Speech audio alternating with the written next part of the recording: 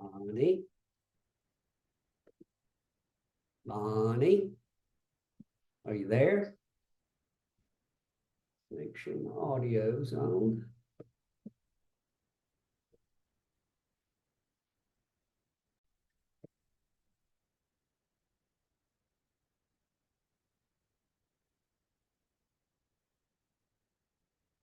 Oh,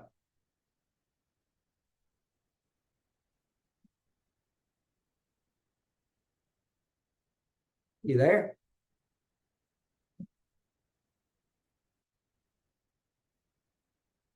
Hey, There we go. how How are are you? you feeling? Oh, I'm so much better, man. I was sick as a dog. It was awful. And I've Yeah. been sick I don't know, I got COVID once, but since I've been traveling so much, I almost never get sick, I think, because I'm outside all the time and I'm never around people. You go to church and you get sick, right? Yeah, I got sick when we went to DC. Got sick too. The whole family and our kids and family, we only get together once a year because Right. everybody lives everywhere. So this is our Thanksgiving. And I got sick Tuesday night. Some of the grandkids came in Tuesday afternoon. I got sick Tuesday night. I didn't get out of bed till Friday afternoon and they flew home on Saturday. So I missed the first bout. We got together at my parents' the Friday after Thanksgiving, and we came home, and Yvette had a little bad stomach, but said she felt good, and that that turned into all night up and down. And by the next morning, she was sick, and she never gets sick. I'm always the one who gets sick, and when I get sick, I get sick. Yeah, this is a weird thing because I don't get sick either. Bill gets everything and I don't avoid him. I never get it. So this was all the kids were saying, Mom's sick. Mom doesn't get sick. It was, yeah. That's what I thought. I mean, she stayed in bed all day Saturday, which she never does, and Saturday night, and she finally got out of bed about, I guess, about 8 o'clock Sunday morning, and said she felt bad, but not as bad. She had quit going to the bathroom. And she stayed covered up all day Sunday and was fine Monday. And the funny thing is when we went to bed, we thought she had just eaten too much crap, which is what we did, right? It was Yeah. Thanksgiving. And so, I kiss her every night before we fall asleep. And every night that I'm home, and she was like, I don't know if you want to kiss me, but she said she felt great. So I kissed her. I was like, I don't care. I kissed her. And man, I knew I was going to get nothing. So I don't know how I missed it, but then she's fortunately missed this bout. This bout, I was throwing up all, I just threw up a couple of times, but man, I felt like death for a while. So, but it was just for a day. So I guess Oh man, I wish mine was for day. I didn't participate in any of the cooking, the eating, nothing. I had no idea what went. I was, yeah, it that's was, fun at all. yeah. That's fun at all. Okay. So let me just tell you something real quick. Um, Unavoidable, but my sister is having some really, really, really difficult times with her family right now. She sent me a text and she said, "This is what's going on. I'm headed to the airport. I will call you when I get a chance." So Okay. I, Okay. I I'm gonna need to take that call. She's a Oh, mess. absolutely. Yeah, yeah, yeah.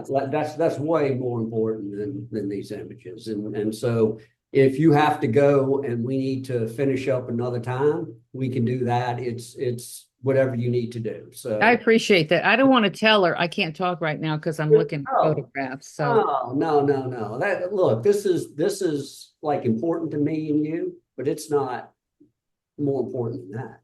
on the scale of things now. Yeah, on the scale of things, this is sort of small potatoes. So we'll just we'll just get started. And if we have to put things on hold, we'll put them on hold. So But overall, I was disappointed in my images.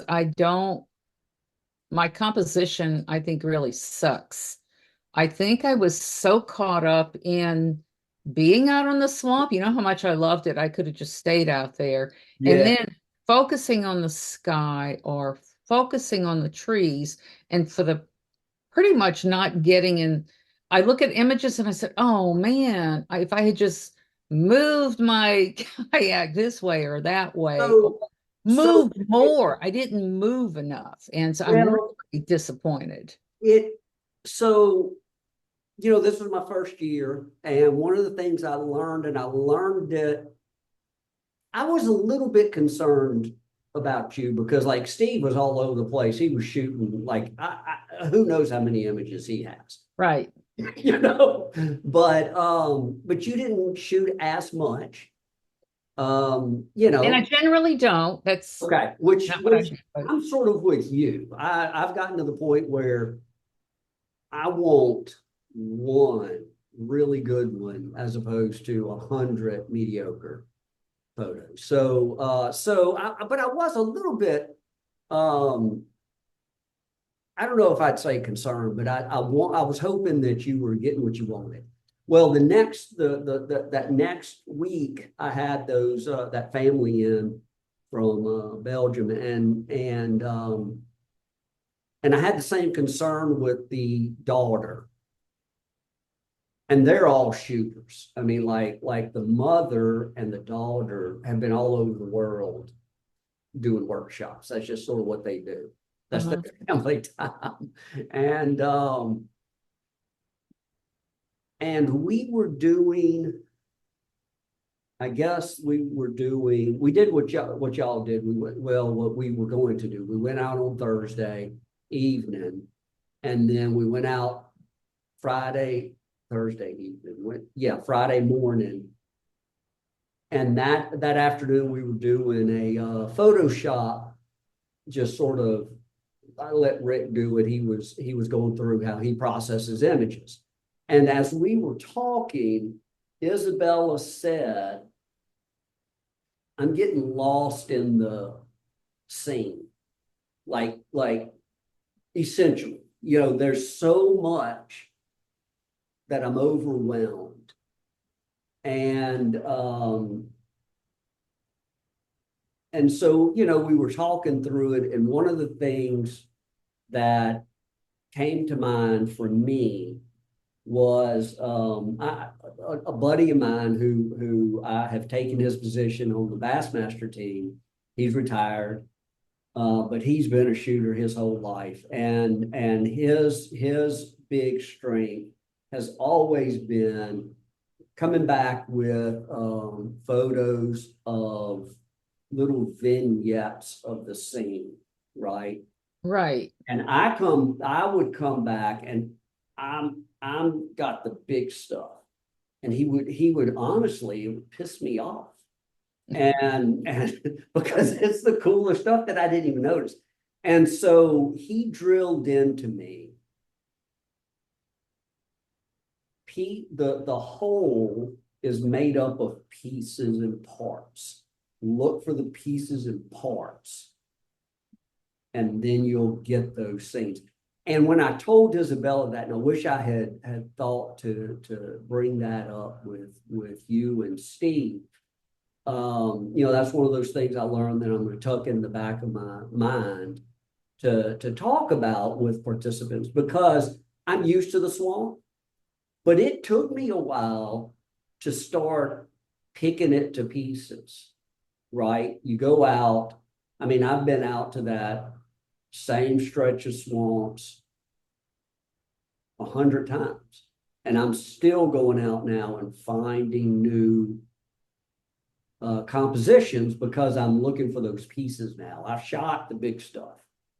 I'm Mm-hmm. not saying I won't shoot that big stuff again if it's different sunrise or sunset or whatever, but looking for those pieces. I think that probably is somewhat what you said. You were just, I don't know if overwhelmed with what you said, but you just being out there. I got lost in it, and it's like Yeah. not realizing time is ticking. There's a guy up here I take workshops with all the time, some overnights further north in Maine and stuff, but something that he tells people all the time, and I should have thought of it in the kayak, is move your feet. Because you get there and you think you've got this great image and you keep taking pictures of it. Walk 3 feet to the left or the right. And I saw some of my images where I'm thinking, oh God, I have like 100 of that shot. Why didn't I kayak a little over this direction or that direction? Or And I tell you, I mean, there's nothing to do about it, but it would be one of the benefits of having a laptop or something that you can just at least flip through your images, you know, yeah, at night or during the midday, just to sort of see what you've got. Because it is one thing to look at it on the back of a camera or through a camera. It's another thing to see it a little bit bigger and then you can make adjustments. So I don't know, Bonnie, if you have like an iPad or something, one thing you could do is you could shoot your RAW plus JPEG, yeah. and then you could download the JPEGs if you've got an iPad, to Now, your next time I'm taking the laptop, my husband will have to do without for a week or so. Yeah, yeah. I mean, I think that would really, Right. really help. Is you could really see, and you wouldn't wait until you get home to say, "Oh, if I had moved a little bit." It is harder in the kayaks, and that is a fact. But it's also a fact that Rick's got a great image. Let me share my screen and let's see. Let me share it here and see what I can do. Okay. You seeing my Nope. browser? Are I you just see your pretty face. okay? Share. Are you seeing my browser now? I do now. It says the Yeah. Mill and Museum. Okay. All right. Let me go to Rick's site. And I'm showing you his because I've got a very similar, where is his? A very similar shot, but his is better for one reason, and there's nothing I can do about not there. Shoot, I got to remember what he called it. Let's see. Let me put it in swamps. Um, well, huh,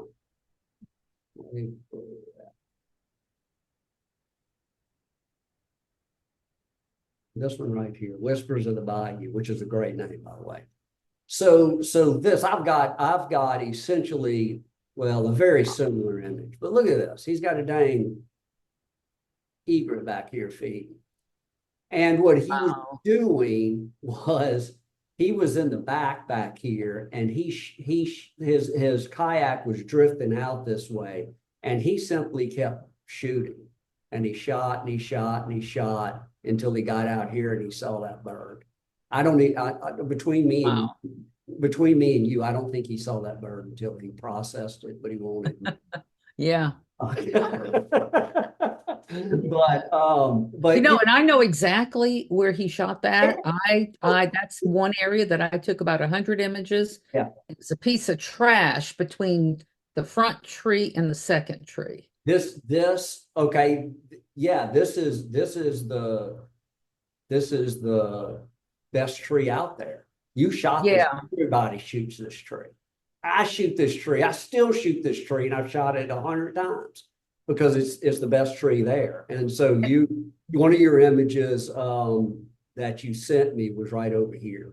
So you were right there. That's where we come into that sunrise section of swamp, right on Right. left of this tree. And so it's just an example of simply, like you say, use your feet in this case, just drifting. And as you're drifting, you're watching and you're looking. And sometimes a composition that you think you see doesn't look great until you move just a little bit, and all of a sudden you see there's some side lighting, or it just all comes together. Yeah. That's And you know, but again, it's hard to see that on your camera at the time. And so yeah, I mean, you know, you come back here, you go to another workshop, I really would suggest you take the laptop. I know your husband will hate me for saying that, but Well, you know, at the last minute, he said, "Well, you could take the laptop." I said, "You told me no." I mean, I don't even have Lightroom or anything downloaded on the laptop because I never travel with it. Though we supposedly share it. But right, so right. at that point, I would have had to download it, and Okay. so I said, no. Yeah. Yeah. Well, it really would be a big help for you to be able to review your stuff. But I tell you, you know, all that said, you see in Lightroom right now? Yes. Okay. All that said, you've got some really nice images, and so um, let me see. You had that one twice. Yeah, this is the untouched.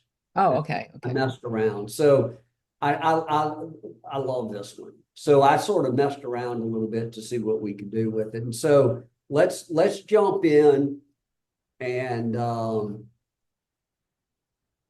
and that way if you've got a bail, you know, we'll have some done. So let me check one thing. Okay, that's what I thought. I'm gonna reset the crop.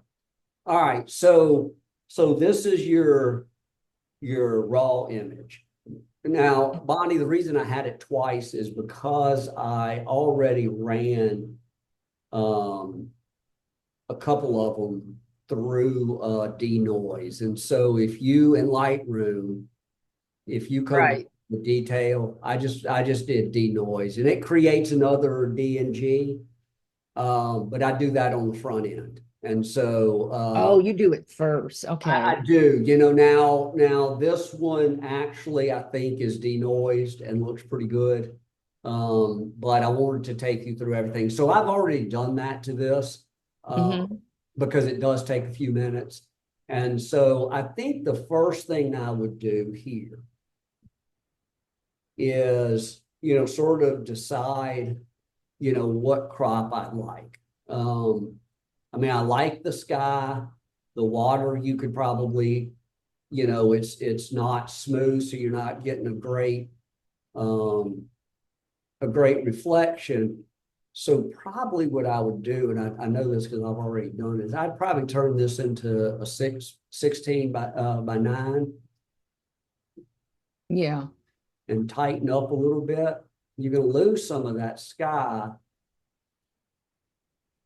but sort of, you know, sort of split that baby in half and get, you know, enough water to show, you know, the scene. I love the clouds. I like having this little bit right here, you know, because it gives a sense of these trees are part of something. And I really like this composition. Let's do a lens correction just to make sure. You're Z9, right? Z8. Z8. Okay. Okay. It's pulling up 105. Is that 105 millimeters? Is that what you were shooting? What lens were you shooting? At that point, I think I had 2470 in there. Oh, you know what? Yeah, I did put on Okay. my wide angle. Okay.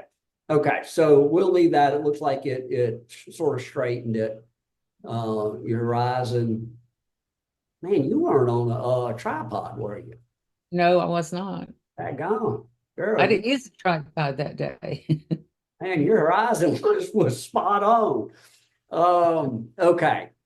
From here, so you've got your cropping.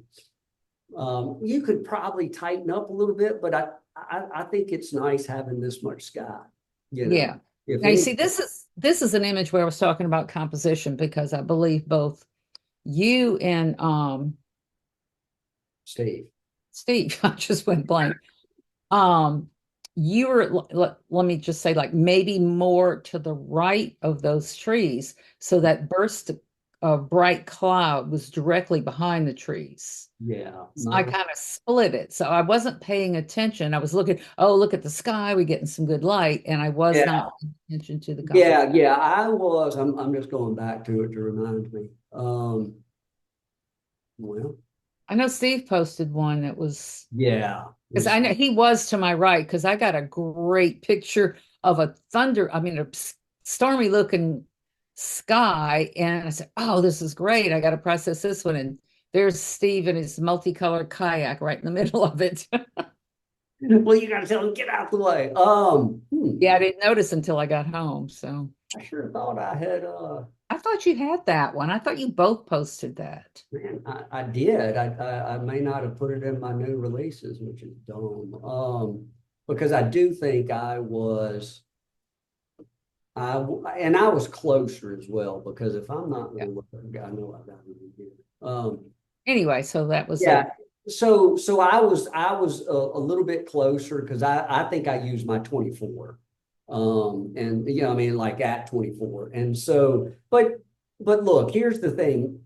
When you talk about using your feet with a kayak, it is more difficult. And so um, it's better to compose loose. You were probably a little loose, but I mean, the great thing is with our sensors, you can crop in and you don't lose anything. And so I think this is a really good composition. You just remove some of the extraneous stuff, and I think you've got the makings of a really dramatic image. And so the first thing I would do is come in here and hit Adobe Landscape. okay. By the way, I'm recording this, and I'll upload it to YouTube, and Okay. Oh, great. I'll shoot you the link. It'll have a password, and then that way, if you need to go back and look, you can do that. Oh, good, because Yeah, I was taking notes and I know they're not going to make sense later. right. So I'll leave it up there, and you can go back for reference. So if you look landscape, see the richness of the color. Right. Okay, I know you're not seeing it as accurately as I am, but you get some really nice colors. And Bonnie, you know what I do at this point? Whoop, is I hit auto because I want to see what it's going to do. And that auto button gets you really close. So you did Adobe Landscape and then Auto. Okay. Yeah. Yeah. And then at that point, you can really start digging in. And what I would do here to ensure that I'm not blowing out that color and all that sky is we just pull the highlights all the way down. And then I'd probably pull the shadows up, which is gonna bring some detail into the trees. Yeah. And maybe up the contrast just a little bit. I like what that does with the clouds. Yeah, contrast really can help clouds. And I mean, you could almost stop there and say that's pretty nice, but we're not going to. I will look at the white balance at times, and I find that the Z8 and 9 does a really good job at the white balance, but there's sometimes benefit to switching over. And did you see what just happened? I went to daylight, which I've read some photographers say always shoot sunrise and sunset at daylight because that's set for, that's really a white balance that gives you a lot of color. It's really, so this is as shot, and watch this when I go there. You really get a lot of contrast. So, and I only know this because I've done it.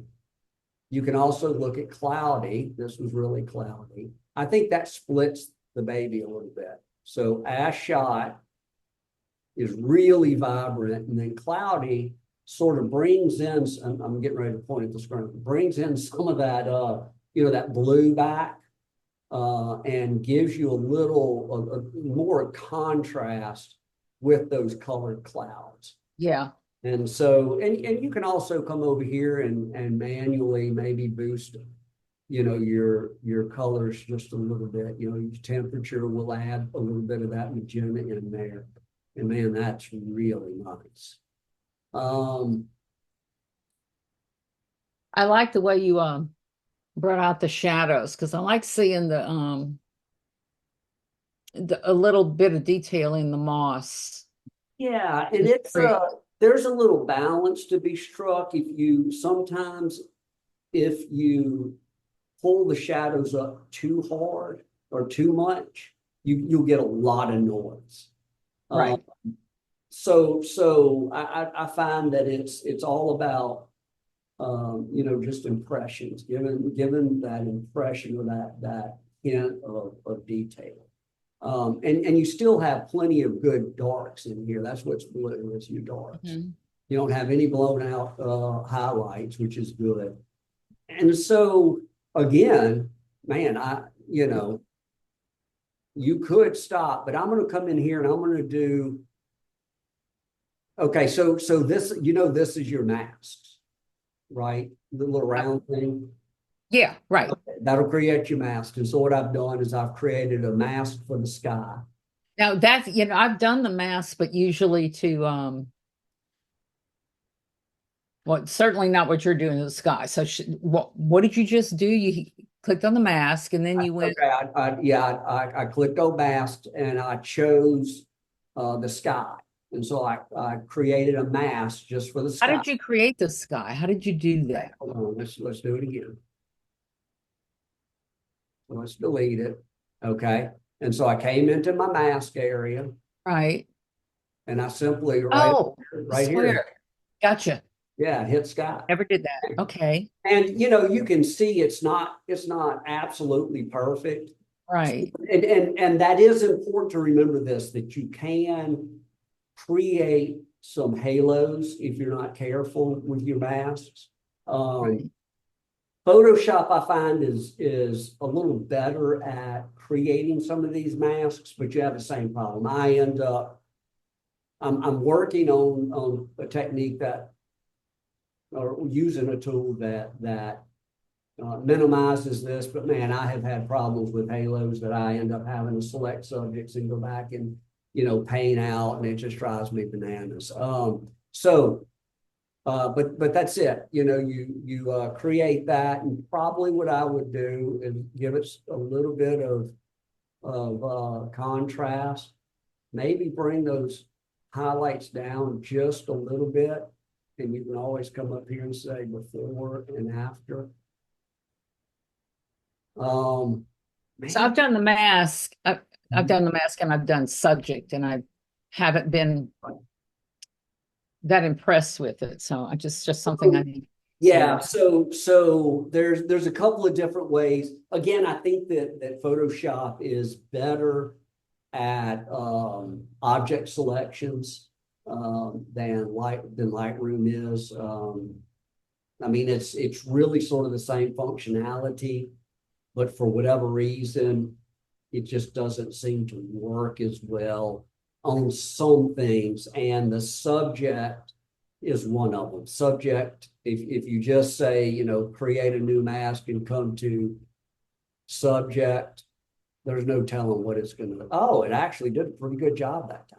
Oh, look at that. But what you'd have to do is come in here and say subtract, and then let's see what select sky would do and see it remove some of that. And so then you could come in and say, okay, I want to do a luminosity range, and then come in here and say, where is it? Where'd it go?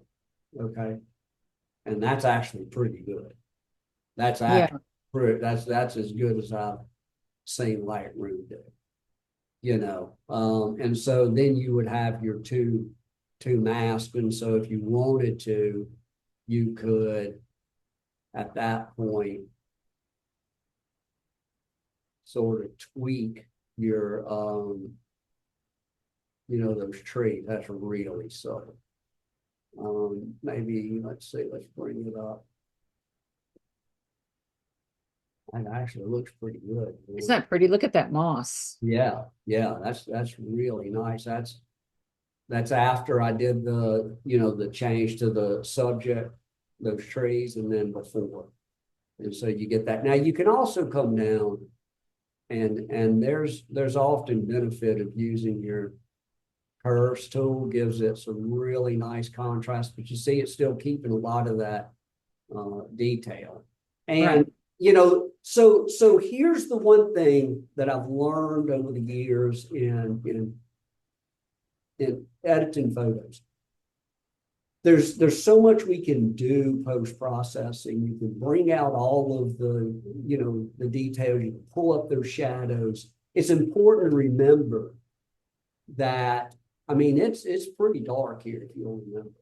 And so you don't want this to look like it's sitting out in broad daylight, correct? Exactly. You want the cool thing about sunset is there's always still light bouncing around. So as opposed to say sunrise where everything's just silhouetted or mainly silhouetted, you do get detail in the trees, but you don't want too much. And so you want to moderate that. You can always come up here at the amount slider and you can make real subtle changes to how much you're gonna apply what you did here and down here to those trees.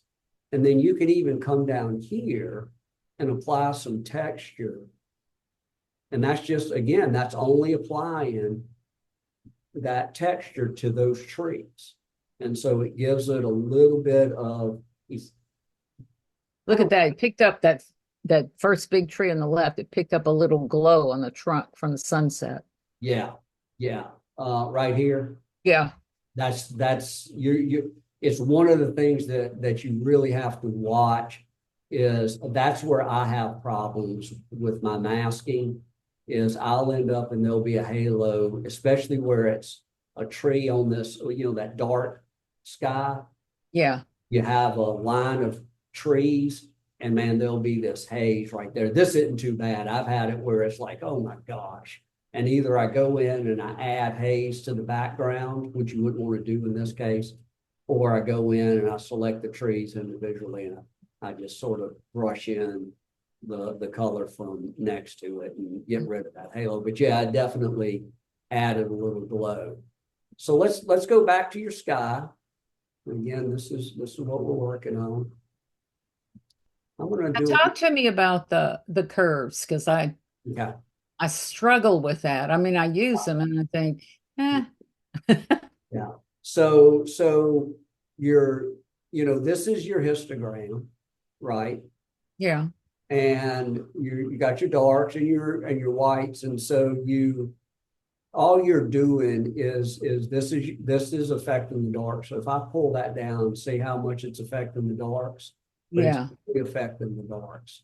Okay. This is only affecting the highlights. Okay. And so this is affecting those midtones.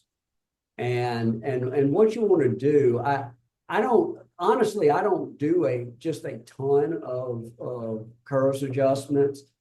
I'm pretty subtle when I do it. Although that's pretty nice right there. Yeah. Maybe a little heavy on the blacks.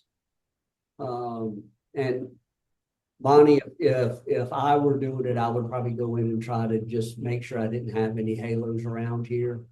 But that's pretty good. That's gorgeous. Yeah. Do you see how it gives some real nice subtle contrast? And yeah. So, in conjunction with this, you're doing a lot of that up here too. But you can really, I mean, look how dramatic that sky is now. I mean, Well, you know what lit up is the sky right in the center because from my original shot, yeah, it looked like there was nothing there. So, well, yeah, and always remember your raw image is going to be flat anyway. Yeah. And so you lose a lot of those. I say lose. You don't. you don't notice a lot of those colors and stuff. And yeah, I laugh all the time. People are like, "Oh man, I'd like to see your raw image." I'm like, "No, you don't." They're like, "Oh yeah, I want to see it." I was like, "No, you don't, because you're going to tell me I AI the whole thing." And yet when you push a button, right? When you push that first button, that auto button, everything goes bam and comes out because all the information is there. And so it's part of the process of sort of working those things in. I'll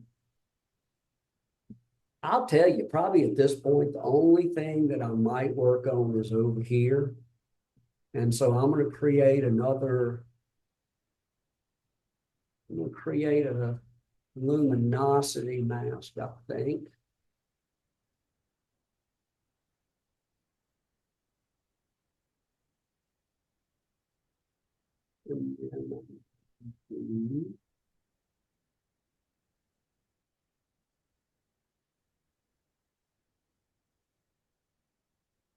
They brushed some of that out. And then let's bring that down just a little bit. I am gonna brush some out. I'm trying to that it's not really white over here, but it's so bright. I'm trying to minimize that. And then I'm going to paint out all those clouds here in just a second. See, I tell you what, I'm going to do that so that I'm just going to use the brush.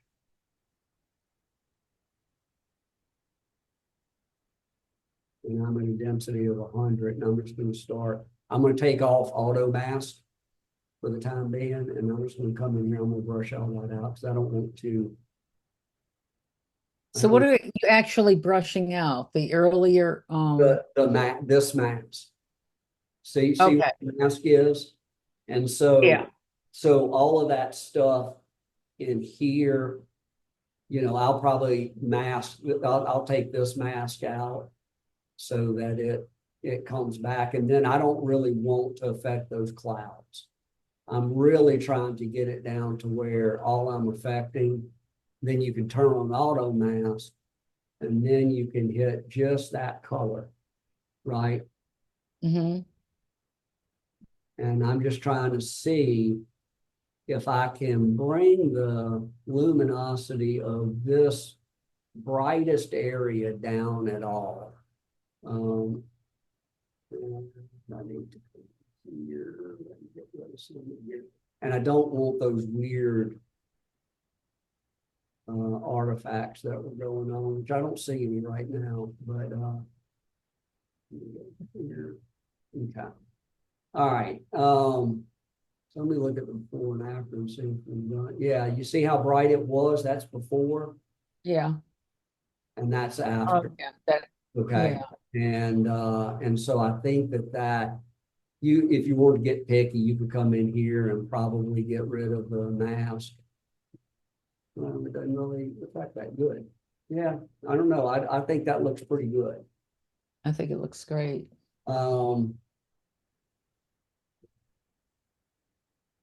Collapse this. And then I just sit back a minute. There we go. Look at it. Can you see it full screen? Yeah. What I usually do when I think I'm finished is I hit the L twice, so it's totally black around it. Oh, okay. Yeah, right. Takes everything out and leave it like that. Then I go do whatever housework, whatever chores, and I come back next time I wake up my computer, that's on there, and I say, oh, that's pretty good, or that really stinks. Let me get back to it. Yeah. And I will usually go full screen and I'll start messing around, do something else and go get some water, whatever, and then I'll come back and look at it. And sometimes I'm ready to go, sometimes I'm not. If you look right here, these trees have a real halo around them. Let's see what that's for. This. Yeah. Okay, so I'm going to come in here and I'm going to add. How am I going to add this. Let's do a brush. And I'm gonna put auto mask on. And then I'm gonna come in here and I'm just gonna tap that a few times and try to add that in. I'm not saying it's making a lot of difference. Oh, yeah, it is. It's just catching up. Oh, Where'd it go? let me see if my stupid drive just connected on the other side. Oh, no, it's on my, what just happened? What did just happen? I don't know.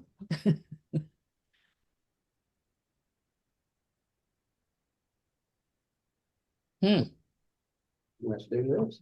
Oh, All there it the is. sharpness is gone. Oh, there it is. There it is. Yeah. I don't, There it is again. okay. I don't know. Okay. So let's see. Yeah. Look. Okay. So look at that area of trees down there on the lower left. Yeah. This is before I did the brush, and this is after. And so you can come in and just sort of hit that. It's the brush doing something weird. Yeah. You know, you can come in and you can just paint that with that. I don't know why the brush is doing that. Weird. And just paint that in without hitting. As long as you are in that color, Yeah. won't pick up those trees, and so you're not darkening the trees. Apparently, it doesn't like that brush, Bonnie. I guess not. It wants that halo over It there. wants that halo, but so you can go in and you can either, you know, modify that mask, or you could probably even create another mask and just sort of paint in there and do a luminosity, you know, subtraction to get rid of the darkest part of it. Okay. Let's see if it likes that better.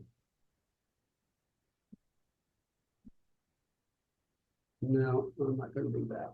I know it's going to do something. So hold on. Let me create. I'm going to create a radio. I said radio, didn't I say radio? Create radio. All right, hold on. I'm getting ready to shut some stuff down and make sure I'm not. Got too much going on. So hey, how about this? I went to Canada last year and didn't work an image at all, and I'm working on my year in review and came across this, and I'm like, well, I might as well work that. Ooh, what is that? That is an apple snail egg pod. Oh yeah, Apple- looks. Yeah, apple snails are an invasive species. I'm working on a project and I needed a picture, and I went out the other day and actually found one. I couldn't believe it. Oh, Yeah, yeah. So I was supposed to be processing it and never did. As you see, I have lots of stuff open almost all the time because I'm not very smart. yeah. I'm looking at your desk, your Yeah. bar down there. You got a lot of open. I do. Let me close. This is all my.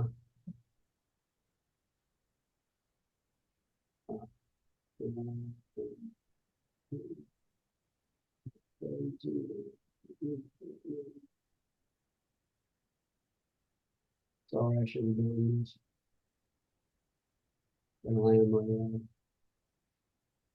a man of great habit. And my habit is to just didn't say. Yeah, don't leave Zoom. Yeah. Okay. So maybe that'll help out. Okay. So I'm going to create. Okay, so I got that radial mask. Don't you? Are you serious? Huh. Well.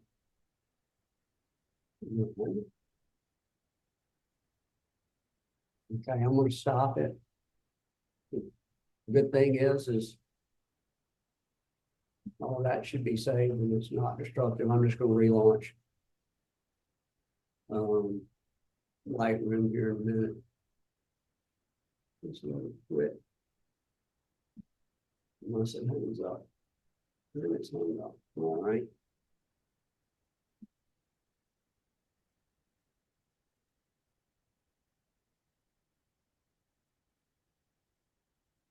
What is, oh, where'd you take that? It's an Adobe image. Yeah. Well, when I was at the Matterhorn. Mhm. All right. Last time you climbed the Matterhorn, right? Yeah, that's right. That's right. Okay. Here we go. What's it all? Maybe. All right. So let's see if it'll let me do this. I create that, and then I'm gonna come in here. And then we're doing subtract, and we're gonna do luminance range. And I'm gonna start pulling, oh, wrong way.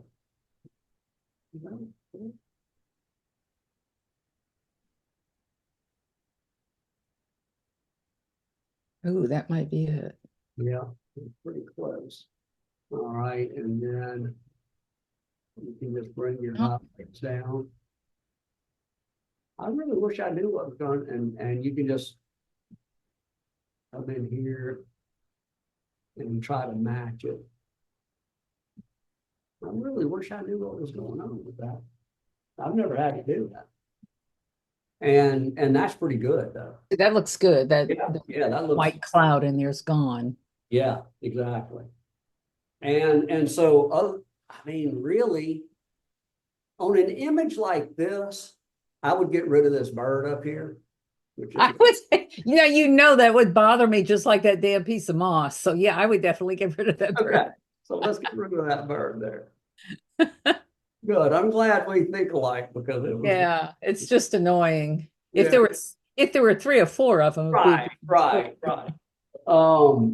On an image like this, I'm not even sure that it needs a vignette. If you do, I would make it pretty light. I'm not a, so this is with a -15 vignette. now you see, I wouldn't do it because I like that bright sunlight on that cloud in the upper left-hand corner. Yeah. Nor, I like a subtle vignette, but to me, Yeah. Rick likes one a little more a stronger vignette than I do. I like it to where, and his stuff often, like he'll send it to me and I don't notice his vignettes. But when I watch him do a vignette, I'm like, ooh, and I'm a really, really, really subtle kind of vignette guy. I think a vignette in this case, I'm not sure. I don't know that it really helps a whole lot. I don't mind this being a little bit darker than it was. Yeah. Because if we go to no vignette, you have a tendency to head that way. But you could, right. But the rest of it, I don't know that you need it because it just darkens the whole image. And so if you wanted to, you could just come in with with a brush mask and maybe do a little 10%. And brush that a little darker. Brush this a little darker, yeah. And yeah.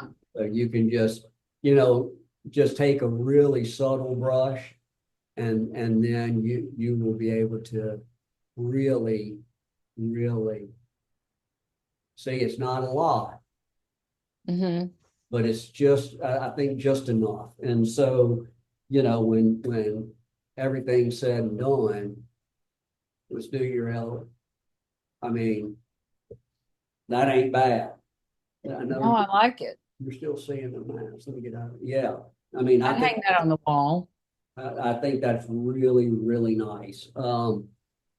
So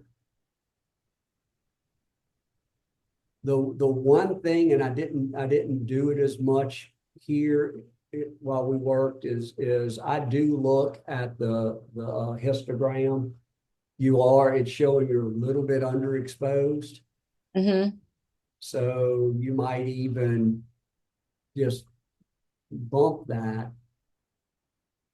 How did you bump that? Where? Oh, I see. I Yeah, lost the to the arrow. side. Gotcha. If I did that though, honestly, I think I'd come back in and do the reverse on the sky because I really like that sky.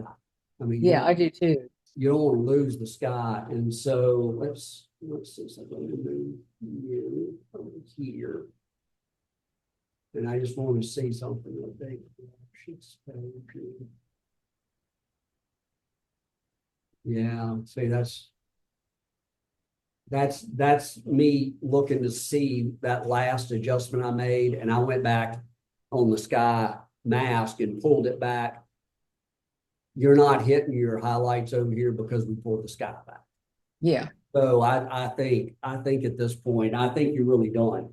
The one thing that I think most of us, and I did it for years and years, and I fight now not to. I think, and I think it's, I think people are tempted to process too dark in the name of being moody. And that works if you are sharing it on social, right? I mean, Right. okay. But I mean, I see so many images and a lot of images by photographers who are really, really good that I don't think we print very well. And so, you always what, of course, my goal is to have my stuff on somebody's wall. And so I'm always thinking that way, and knowing that when you print this, it's going to print just a little bit darker. It almost always does because of just the way that the dyes lay on a piece of paper as opposed to the luminosity of the screen. And so, I keep my monitor calibrated, and that has helped a whole lot. And then Yeah, I haven't done mine in a while, and it's sitting right here. So I pull had it out as a reminder. I keep it right on the side, but I haven't done it. I had a terrible habit that I didn't do it. Rick does his like every 2 weeks, and Wow. and I've started doing that a lot more. But yeah, I just I also have a really good printer, and I print them here a lot of times to test them, and so when I upload them, I know what they're going to look like are pretty dang close. And Yeah. so I only mention that because this is an image that if you weren't careful might not process. I might not print well because it's so dramatic, and you can easily process it too dark to keep that drama. And then when you print it, put it on the wall, it comes back and it's dark, and you lose all this detail in here. But I think what we've got here is a real winner. I'm curious. I want to see what I did. This is the one I did earlier. And I did it, this was quick and dirty, and I much rather this image. Oh, absolutely. Look at the drama in that. Yeah, I think this is a great image. So let me do something. Let me take that off of there. Okay.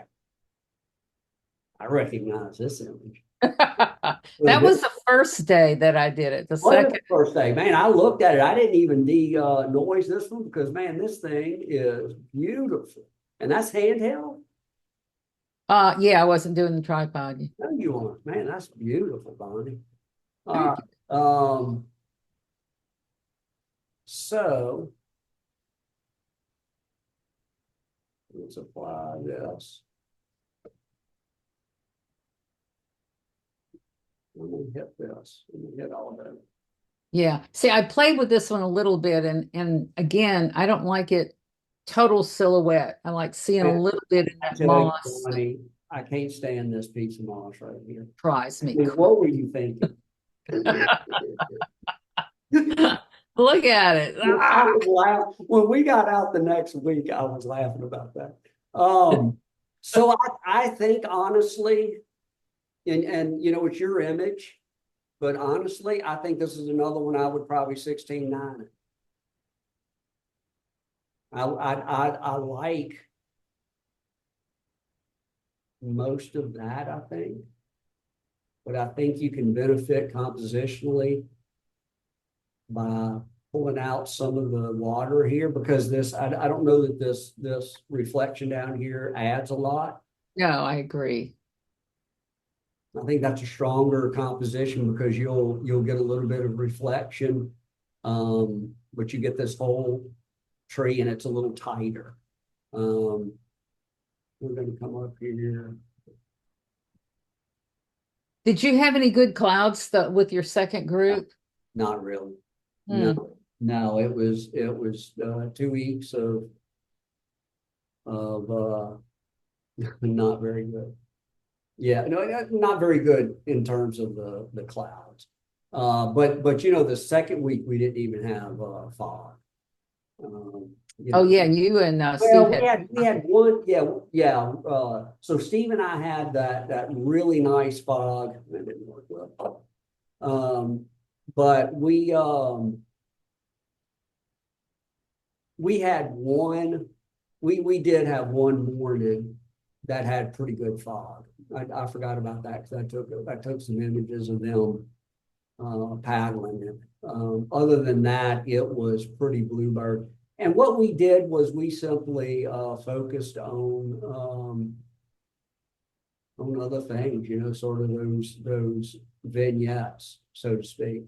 Um, I'm telling you, there was beautiful fog here today because it was I was in the 30s last night and it was shooting up to I think it's 60 right now. I, But I was driving over a river and some snow and oh God, I didn't have my camera with me and I had to get back here, but fog yeah, was yeah. gorgeous.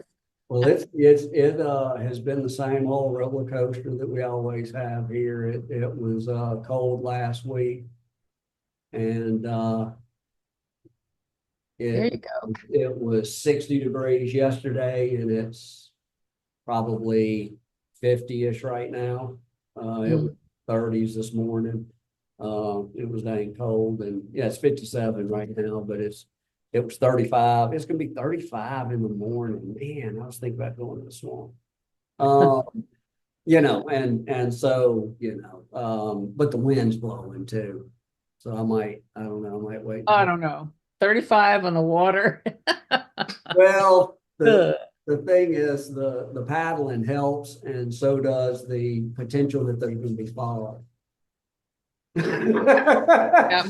Although that makes it harder with the humidity being higher because of the I have moisture. to say, I was so pleased with my paddling, just to tell you, Yeah, because I tell that you, was a concern of mine. And that even after that first day, my arms weren't sore, my shoulders weren't sore, but I work out all the time and for ever since March, I've been working out with my arms and shoulders more intensely because I did not want to be sore. So I said, damn, that paid off. so Yvette is the best paddler I know, and she puts no effort into it, and it makes me mad because she runs away from me like a scalded ape, and I'm digging in and I'm trying to catch her, and she just barely. Oh, And I've learned that this year, in fact, that once you get moving, I have a tendency to do this, and my yeah, shoulder can be all sore, is just to relax. And then, you got that scooped end of of the the oh, paddle. That's yeah. the downside. And you barely touch the water. And you just, as long as you're moving a little bit of water, that kayak will keep moving. And so I get sore when I start paddling for the year simply because I bunch up and I forget and I get to digging. But yeah, it's all in relaxing and just easing along. No, I thought I you did wasn't going fast, but I was not sore one fast, bit. not Oh, the thank goal. goodness. Yeah, fast it while you're in the kayak, right? All right. So I think this is actually a pretty good start. Again, let's see what happens with our white balance. I actually sort of blued it up a little, although it made So this. you left it, you didn't go to the profiles. I did. I changed. Oh, there it is. Okay, got Yeah, it, yeah, got I it. already changed it to landscape. Um, look at cloudy. Cloudy sort of nice. That's weird. It's better than daylight. Yeah, daylight looks kind of flat. Yeah. Okay. You get a little bit of warmth in the shadows. You can take care of that later. So the one thing that I would caution you against, and I see this and I did it for years, and so I'm not really criticizing, is look at the sun. Look at the sun itself, the sun and its reflection. And people want to bring, their highlights way down, and they don't want any highlight to be overexposed. I heard Nick Page years ago. Nick Page is, I don't know if you know who he is, but he's a YouTube photographer. And he's a pretty decent photographer. He's a really good processor. And I was watching one of his videos, and he said, he said, why do people pull the highlights down until the sun isn't overexposed? It's the sun. It's supposed to be overexposed. Okay. You don't want it white, but as long as you've got some yellow in there, at this point, I never worry about that sun or this reflection being overexposed, because if you look at it, that's going to be perfect. And so if you come full screen, I think it'll take, yeah. And so, I mean, there's nothing wrong with that. I love, oh man, I love this. Oh, that area is nice. In this case, I kind of like that string of moss going through the sun, because it kind of leads you right down into the reflection. Yeah, I do. I do. First glance, I was like, well, it'd be nice if the sun was right here, but I sort of like that. I love all of that glow in that moss, man. That's money. I'm gonna pull the shadows up a little bit more, not too much. Always remembering that at this point the sun is up, and so you're starting to get that light around the trees, and so you can get away with more of it, more open shadows. Mm-hmm. That's pretty nice. You don't think that's too much at that point? It looks like the trees are really lit up. Let's see. Let's try a tone curve. Let's bring everything down. So I'm just going to bring the mids down just a little bit, and then I can pull those shadows back down and give some contrast. Okay, and then this is pretty subtle, ain't it? Did I do anything? I didn't see anything change. Maybe I didn't grab it right. Okay, there we go.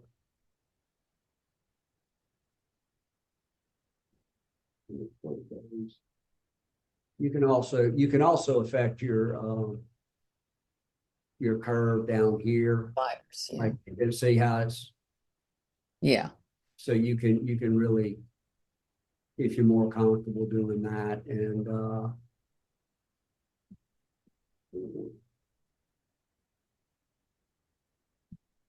so you just added a little more contrast back in.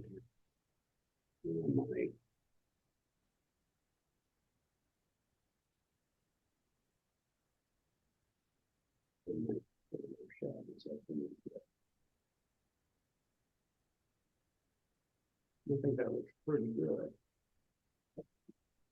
All right, so look, I'm going to show you the color grading, because I think you could probably color grade this a little bit. I played with this when they first added that to the upgrade, and then I just Okay, it can be forgot about it. powerful. I mean, like, it can be really, really powerful, and it can be a rabbit hole that you go down that you can do some really funky stuff with. And so you got your highlights, your shadows, and your midtones. And so I'm going to come first And so you pull this outside, these outside dots, you pull Right. to the location of the corresponding color in here that you want. And then if you hold shift and drag this center out, watch the yellows, what the highlights, see how yellow they're getting? Yeah. Okay. And so you can really, so I'm going to add a little yellow there. I'm going to bring the midtones to a little bit more of an orange just to see what it'll do. And you can, once you set the center, you can then like, say you can pull it around and sort of see what it's going to do, Mm-hmm. adding different colors. So maybe you can always come down here and see what you've done, which isn't a lot. I think you need to be really subtle with this. And then on the shadows, what I'm going to do is I'm going to add a little more blue in because they're shadows. They really shouldn't have a lot of color in them. Right. I don't want. And then it's pretty subtle, but it's nice. That's new yellow there. And then down here, so here you can actually adjust how strong it is. You see how the contrast in the shadows changes. Right. So you can mess with those if you'd like, just to sort of say you can darken the midtones or lighten them up. I think I might lighten them. I'm sorry, that's the highlights. The midtones here. Just sort of move around, sort of like that. Okay, and then you can come down here and you have blending and balance. And the balance is, do you want it darker? Do you want it lighter? You know,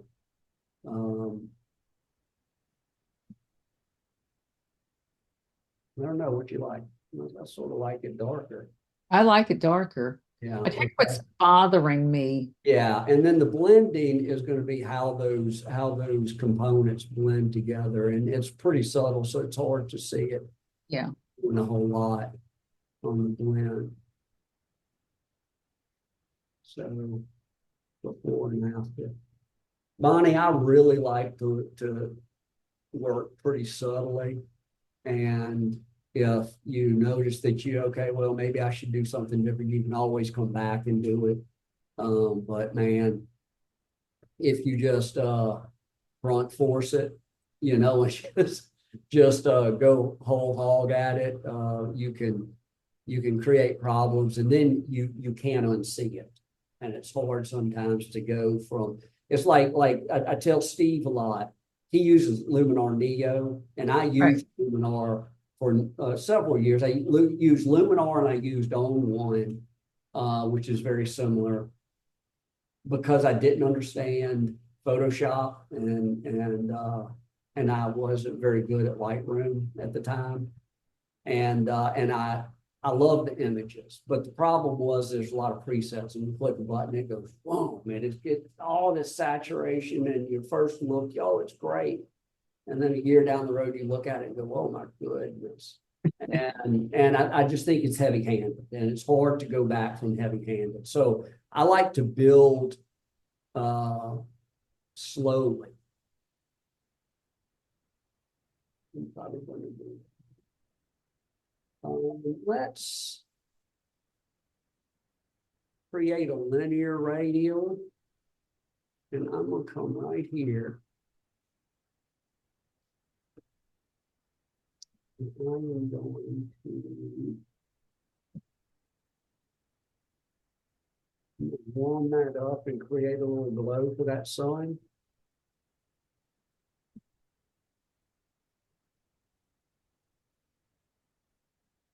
Subtle. So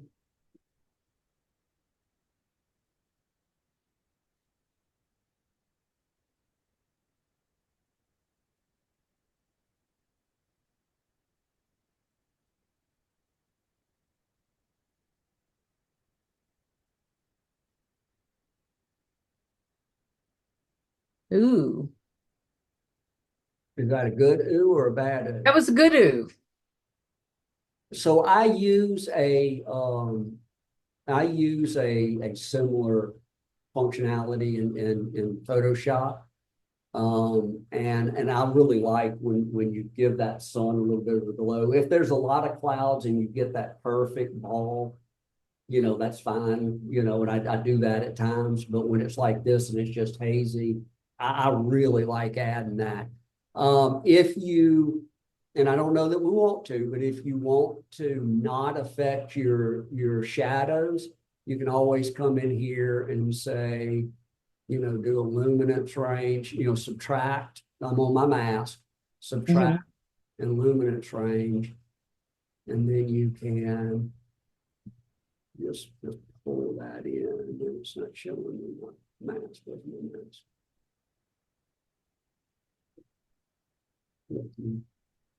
Killing.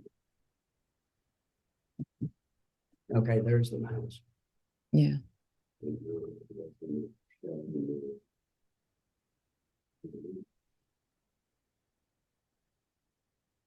I think it's pulling it off of there.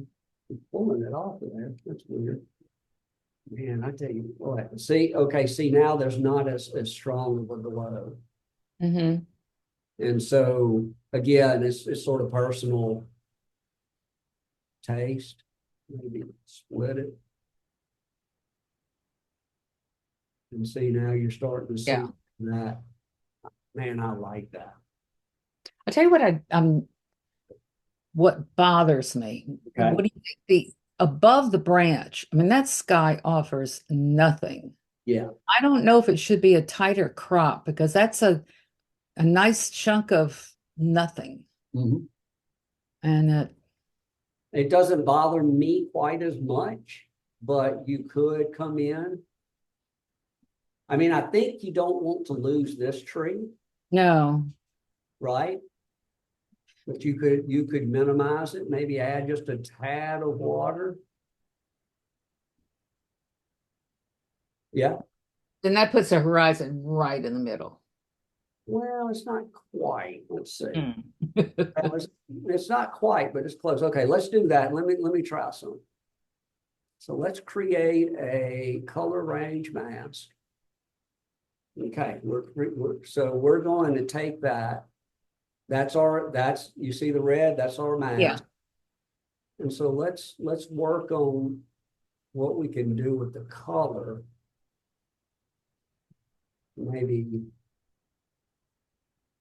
make it a little more seamless with the.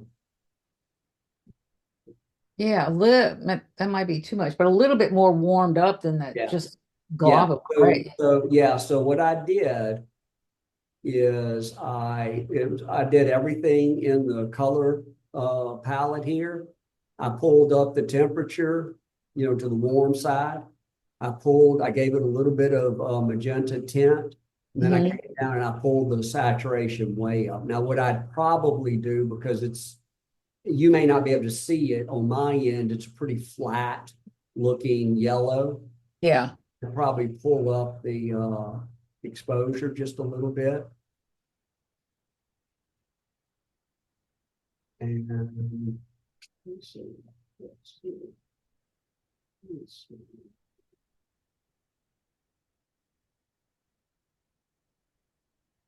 Tell you what. Yeah, I think That's that. better. Yeah, I think that helps a whole lot. Yeah, because you got that gray is gone and you've got all the same glow on the water. Right. Right. You Right. feel it. So yeah, and it didn't bother me as much as it bothered you. But it's good that you mentioned it, because then I can show you how you can sort of mitigate that. Uh, Yeah. and here's the thing. I mean, you may know this. I have people all the time that say, was it really that yellow? Sure. It's what you remember it being. And nobody asked, an artist, did the sky really look like that? And so there's some creative juices that flow on this end. That original sky didn't bother me as much because that's really sort of what it was, but it bothered you. And so it's your image, and so you change it. And that's not unrealistic. It's not like you made it pink or, Yeah. you know, overly blue. And so I think it's a nice, nice natural look. Golly, maybe add a little, we got some texture in there. I don't know that I would do a whole lot with it. No, I like it. And we'll just see. This might be an argument for a little bit of a vignette. And I don't know what else you can ask for. Wow, look how pretty. I love that. Man, I tell you, the glow on that moss is spectacular. It is. I Yeah. spent 2 mornings right there. You did, yeah.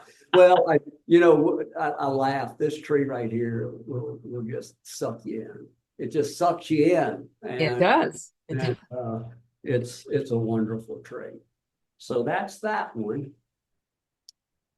Well, Okay, what you got? my time, I only paid you for an hour, so my time is up. Okay. But so I know we talked some, which is fine. I'm not gonna, be overly, hard on the timing. So tell me this, do you have any questions about what we did with these two images? no, I think I can handle that with some of my other images. Right. And I sent you 2 more. You did. I guess the one that I question the most, not the bird as much, though I'm so excited I got his eye in focus. Yeah. I'm thrilled. I have several with his eye just perfect in focus. This one, I guess, like Steve, I was trying to capture the cypress knees, and I want to bring something out in this image, and I don't even know. For one thing, it's flat. I don't have anything leading you into it. Then there's that spider web coming across.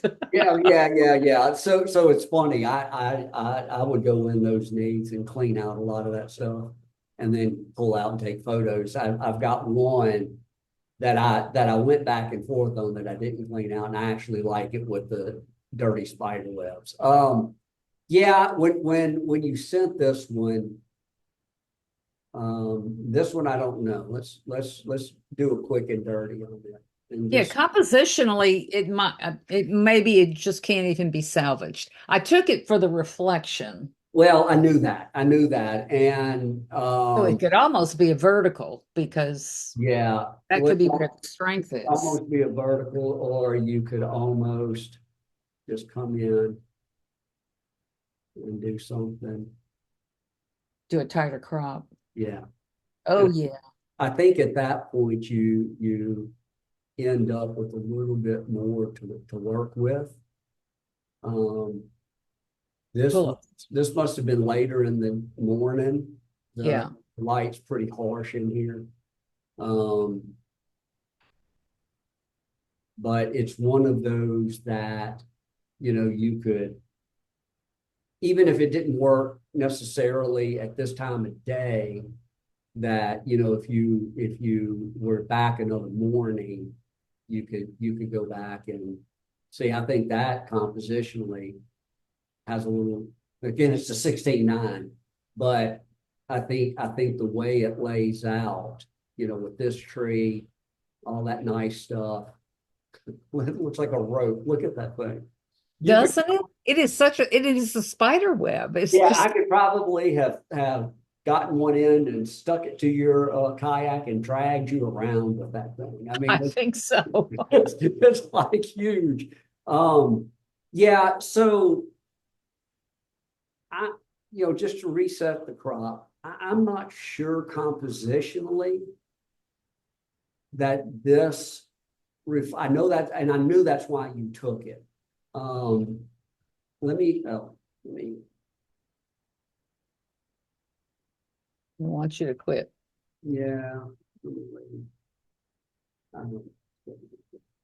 Okay. Oh, shoot. See, let me come in here and let me pull up,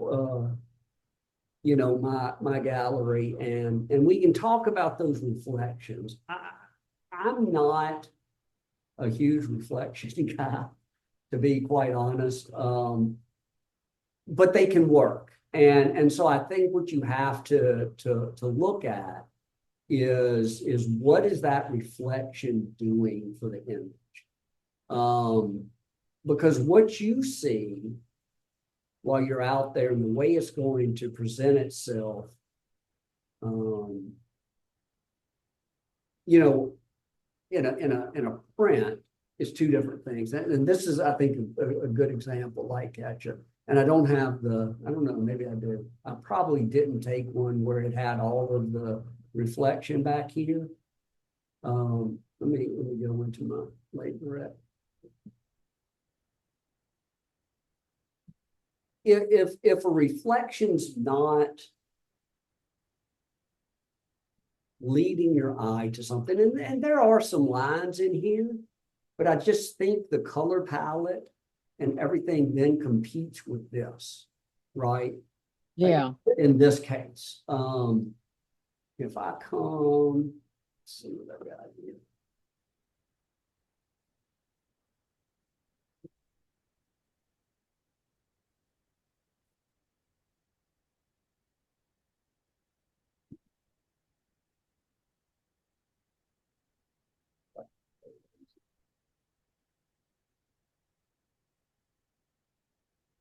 Okay, so I think this is a good example. So I could have backed way off and gotten off. In fact, I think the untouched image, if I'm not mistaken, yeah. See, I did a 16:9 on this. So this is the untouched image, and this is the process. Wow. And hey, all that color was there. Yeah. Leave me alone. But if you the reason I brought this up, actually, a lot of that was there when I started processing. There's color in all of this. I changed that color with it. So I've got all this reflection. I think this is a stronger image, and I probably I really could have come in and cut more of it out, but I really liked this part. I mean, I really like. I think this is that tree, by the way. This is the tree I think that that's my spot. Yeah, that spot right there. And so, I don't think that the reflections here necessarily help that image. Let me come back to my flag stuff. Here, I don't think if I had backed off that I would have had as strong of an image just for the sake of having the reflection. Okay. Yeah. This is the same way. And I'll tell you what, let me see. I think Rick's got a version of that as well that I think is instructive because and it worked for him. I'm not saying his isn't good, but he has a version of that. And I think his includes, his has the whole reflection. For me, I'm not sure that I would keep that reflection. I mean, it's not. I wanted a vertical print. Yeah. Needed that. Well, that orientation. And it's not wrong, and there's no wrong or right, in the argument. For me, just my tastes, I'm not sure this helps a whole lot. If there was more color down here, I think it could. Right? I just think it's a big, very dark spot. And that's just being really picky, obviously. So this one, I cropped it to an 8x10 crop because I just didn't think it helped me a lot here, and it allowed this tree itself to really come in and be sort of the money of the shot. And so when you're looking at your reflections, this, man, I wanted all those reflections, right? Mhm. I mean, I think look at that. It's 100% mirror. And so, Yeah. I mean, with the detail and everything. And so, that even this tree being in the center of these two needs and being reflected, I think those reflections are strong enough to hold. This one could go either way, but again, I think because there's color down here, it works. And so when you're looking at your reflections, don't get lost in the reflection, I guess, is the best thing. And I think you can sort of get lost in that. And so that's really probably the only thing I would say on that image. I was putting it off till last because, to be honest, I don't know what to do with it. Yeah, me either. Yeah, and I sort of thought maybe you would put it in there for that reason to see what I would do. I mean, if I was going to develop it, I'd do that 16x9 crop and just really focus on no 16:10 and just focus on that section of the image where you have that interest, that will be stronger and won't confuse the viewer as much. And Yeah, I again, think it go could be ahead. the best. It could be the best I was able to get of the Mhm. cypress nades, or I need to, or I'll go back and look at my other images because that was pretty important to me, and I wanted to get some pictures of the knees, so I need to go The back and look at them. There could be a better crop on some other images that would yeah. get me what I want. So Bonnie, cypress needs drive me insane because I find it really difficult to get. I've been working for this. This is the second year I've really focused on getting cypress knees and getting that view of the cypress knees um, that really sort of tells that story that I think you're trying to tell. And Yeah, um, and I mean this is you that great one you showed earlier with it, yeah, the leading out to the you just sort of go, this, I was like, okay, it's just perfect. Now this is one of those mornings I go out sometimes and funny story, this image. that one, Yeah. that's killer. So Oh, that, thank you. That image, man, Rick's out here and he's out here and he's shooting, he's in my way, right? But he's all in the back here, man, he's shooting like crazy. And literally, that's the only photo I took that evening. Okay. This was 2 days after y'all left, I guess. And I was tired and I got out and I mean, literally, I'm floating around going, I don't know why I'm here. I don't even see anything. That light started coming up and it did sort of excite me. yeah. And so I really, this is the image I've been looking for. This is the one that has the dirty Oh, spider webs that I don't mind. I actually sort of like it. yeah. It's not as good as this. Oh, that's unbelievable. Okay. The light was incredible, Bonnie. It really was one of the most spectacular evenings. And then this, Oh, that's beautiful. okay. It's taken me, that needs to be warmed up a little bit still, and I've warmed it twice. Um, you know, This it, is magnificent. Look at that tree. I know the tree is great. I, I love this knee. I'm not sure that it stands out enough, but, Mhm. that nice side light and that's, creating those folds. That tree looks bigger than it probably is. It's a pretty big tree. Is It is it? a pretty big tree. Yeah, it's not big as the money tree out that everybody goes to, but it's pretty big. Um,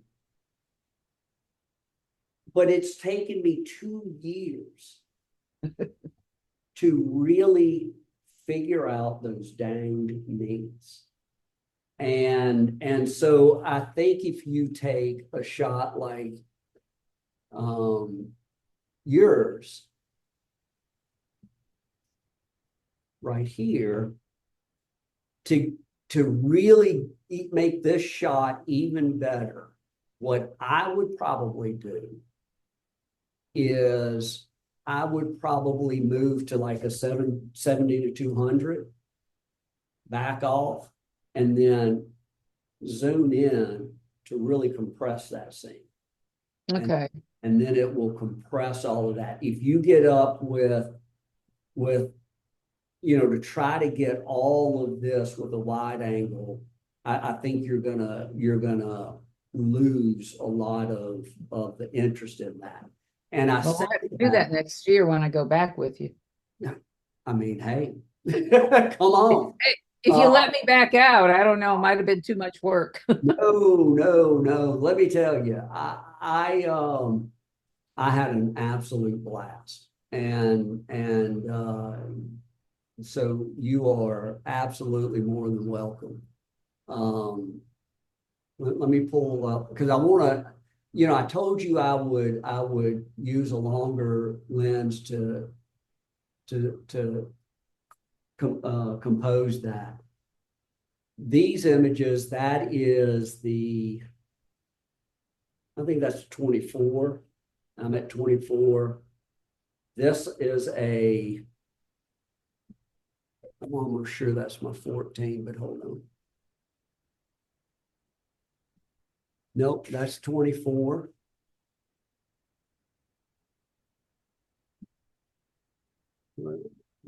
No, okay. This is all with my 24 to 70. Mm. So it's all, make sure I'm not lying to you about this one. Yeah. So all of these are with a wide angle.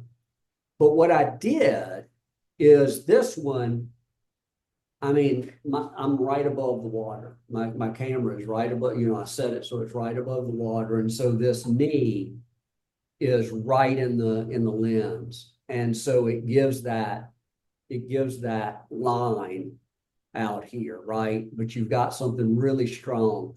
These two, I had my camera up high and I'm pointing down a little bit.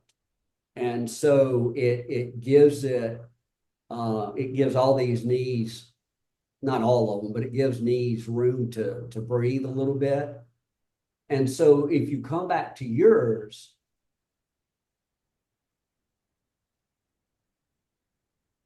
to get sort of that line like this, I think that compression would be better. That's what I'm saying is let's compress it. If you got up tight, you're going to lose this part because I think like this moss and the trees add real interest to this piece. Yeah, I think the moss is gorgeous. I think I don't think you want to lose that. And so if you get back and you zoom in, you'll get a really nice tight. It'll be a composition that the knees will be a little bit more highlighted because it'll compress that same some and they'll look a little larger than that, but you'll still have all of the interest there. And Mhm. so think about that as well when you're, wherever you are, is how can I use the right lens for the application? And if you come back next year, and again, I would love to have you back, obviously, but and I had an absolute ball working with you. I surely appreciate and appreciate all the knowledge you shared on that. Well, and I enjoyed it. Look, I have had the great benefit of working with some really good photographers who have taken the time to teach me a lot. And so I'm sort of proud to be able to pass along what I know. I mean, just things like look for the pieces and parts. Those things I've learned working with other people. And Rick has been a big help. And if you wanted to come down next year, Rick's doing the second. He's coming down again for the second session. And so if you want to come down and pick his brains as well and get more different looks, because what we're going to do is I've tweaked it, by the way. And You've this already scheduled, you've already picked your dates. the dates are on the website. I'll shoot you the link, but the dates are there. But what we're going to do is we're going to start on that Thursday evening. Okay, so the first official session will be that Thursday evening. So you'll need to get here early. But we will finish on Sunday morning. After Sunday morning, then it'll be over, so you can travel on Thursday. And so you save a night of hotel, and for those who work, they don't have to take off 3 days. They can just take off 2 days. So that only gives us 2 sunrises. It will give you sunrise Friday, sunrise Saturday, and sunrise. Oh, sunrise Sunday. Okay. It'll give you sunset Thursday, sunset Friday, sunset Thursday. So it's 3 full days. It's just split up a little bit different. But what we'll do is we'll go and we will shoot that Thursday. We'll shoot Friday morning, and then we'll come back and we'll have a really quick session and it's again something I learned from you and from Isabella, showing how to sort of break the swamp down, and showing examples of here's the big scene, and then here's what you're looking for when you go through there, those pieces and parts that you can shoot when there's no clouds in the sky for the morning, right? Yeah. Or the sunset's not very good. We frankly quit shooting the late sunset the second session because there were so many bugs. No kidding. Well, you said you had to delete some of your images. I was going to tell you that. I threw one away, and then I got one while Rick and I were working before that session. And I posted it. I put it on my gallery, and I'm like, man, that's good. I was prepping it to send it to my licensing agent, and I have to upsize my stuff for him. And when I upsized it, I'm like, what is that? No. And so I cleaned one side and I got to the other side, and there were a million bugs. And I'm like, oh, well, and I threw it away. Yeah. Now, Rick has come up with a way to mitigate that by shooting, as long as there's no wind, shooting a long exposure, and the bugs disappear. Yeah. It's amazing. And so, but obviously you have to have very, very calm conditions. So we're gonna on that Friday morning after we shoot sunrise and we get back to the hotel, and it'll be really quick, 15, 20 minutes. Just here are some examples of what to look for as you're going through the swamp, so you don't get overwhelmed and you don't get lost in the beauty and the scope of things. We'll go. Well, if you have an opportunity anywhere to go back and to revisit a site, you always do so much better. That's not always possible, but in this case, it should be okay for me. Every time I go into Boston, I see something new. It's like, wow, I've been here 30 years and I never saw this before. Right. And I'm still finding new things to shoot out in Lake Verret. But I will tell you that there are national parks I've been to. Grand Teton being one of them. I guess we spent 4 days there. And I need to go back because I got some really good stuff. But what I find is that I go in, I get overwhelmed with the beauty and all of the things I want to do.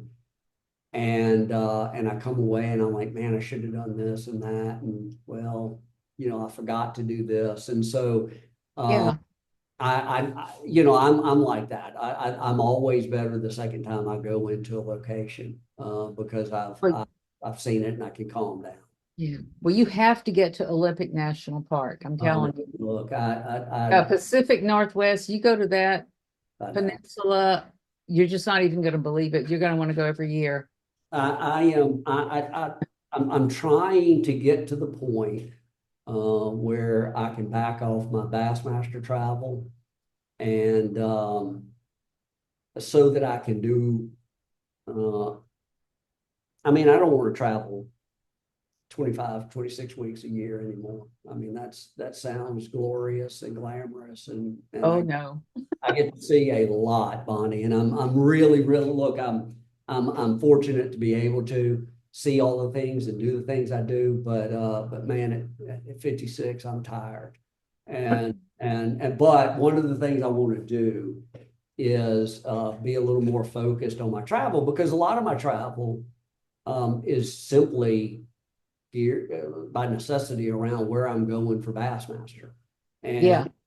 and I want to be more targeted. And so one of the things I've promised my wife I'm going to do, I'm going to put our little mini camper on the back of that truck, and I'm going to drive away from this house going west one day, and I'll be back when she sees me pull up. And that's what I want to do is I want to go all the way to North Dakota Yeah. border of Canada, drive to the west, go Yes. glacier and go do Olympic and Oregon coast and all that stuff and come back and spend probably 5 weeks, 6 weeks out. Oh, the Oregon coast, the state of Oregon. Yeah, Oh well, God, I just and can't get enough of it. And I think, Katie is beautiful, but there's not yeah, much to me that compares to Olympic. It's just well, yeah, oh, yeah. unbelievable.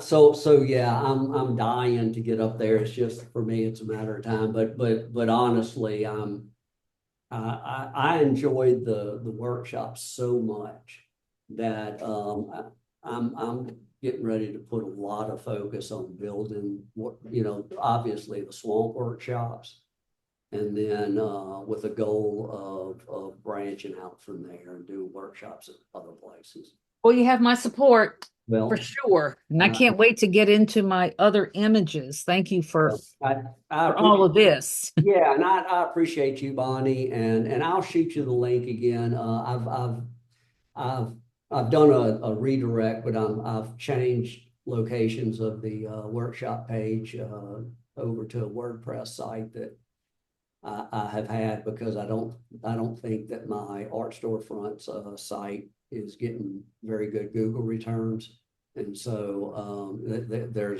they do something wonky that I think is not helping me.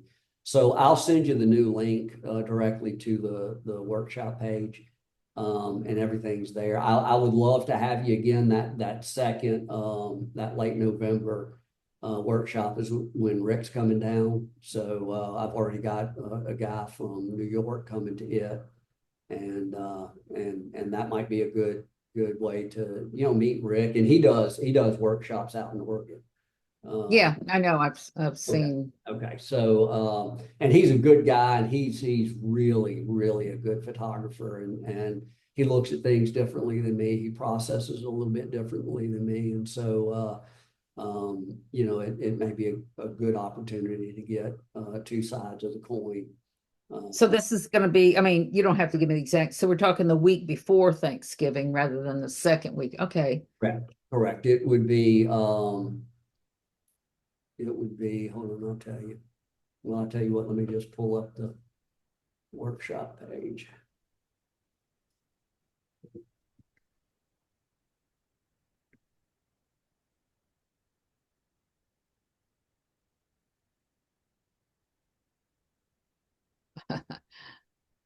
I was looking at the lifeguard houses at South Beach. Yeah, yeah. I that was a fun Is that that your wife, the woman in the kayak? right here. No, that's Oh, a young lady local who she wanted to go out and learn, and I needed photos, and so I traded with her. Um, no, I thought I would get my wife to come down, but she didn't want to drive. So it's the second session is November 20th through the 23rd. and then there's the first session, the Yeah, first. October 30th through November 2nd. Uh, Okay. and obviously it's up to you. I'd love to have you at either one of them. I just Well, I just next year is not our family Thanksgiving, so Bill and I are on our own. okay. So it's not like I have to rush, to be with the whole family or anything. We have Christmas together next year. Yeah, yeah. So let me pull up the calendar just to make sure. Yeah, so I mean, you'd have a whole, you'd leave Sunday, and so you'd have plenty of time to get back. Man, you could drive that if you wanted to. I'm a firm driver. I love road trips, Yeah, but yeah, I have to do most of the driving. My husband's eyes aren't the best. yeah, yeah. That makes it that much longer. That's right. That's right. Well, I did email you this link. I Uh, see, I got it. Yeah. yeah, or texted it to you. Sorry. And I have added just a sample itinerary to the page if you want to look at that and sort of see sort of how that works out. You And sent something earlier, a link to do, it said send about 5 pictures to put on your website for. yes, So yes, does that link still hold whatever it was? I don't it have it in it front of it, me. it does, yeah. Okay. Yeah, and I'm glad you told me you couldn't get into or you couldn't put anything on that drive. The reason is I hadn't set anybody's drive to be um, editors. You got to do editors, and so all y'all could do was view it and download. But y'all are all set now to be editors, and so yes, you can add. So when you do work yours up, if you will, just dump them in there and just let me know you've done it. Because I don't think I will get a notification when you upload to it. Okay. One thing I And don't. you want those to be JPEGs, right? Yeah, and they can be web size JPEGs. They can be smaller. Okay. Because all I'm going to use it for is to create. I'd like to create a gallery of images taken by workshop participants, so that people can sort of say, "Well, yeah, I see what Andy does. Oh, yeah, I see what Rick does." But they're the glamour, right, of their work in photographers. What does a workshop participant come away with? And I think that would really be a help. And so if you'll do that, that would be awesome. And I would obviously give you credit and tag you in however if you're on social media or whatever, and you share that or whatever. Well, do I get credit for the one you just edited for me? Bonnie, I'll send it to you, and I don't know nothing, right? And I think I'm going to go ahead and edit that very dramatic sky, even though Steve's in the kayak in the image, and Yeah, I'll send that one because that way you've got an image of yeah, someone else taking pictures, but the yeah, sky is yeah. amazing. I think that could really be cool. And I'll send it to you. All right, I know I'm gonna take my raw image and I'm gonna do my own editing. Okay. Okay. And So, maybe one day when I give up some of my many other hobbies, I'll get more into Photoshop.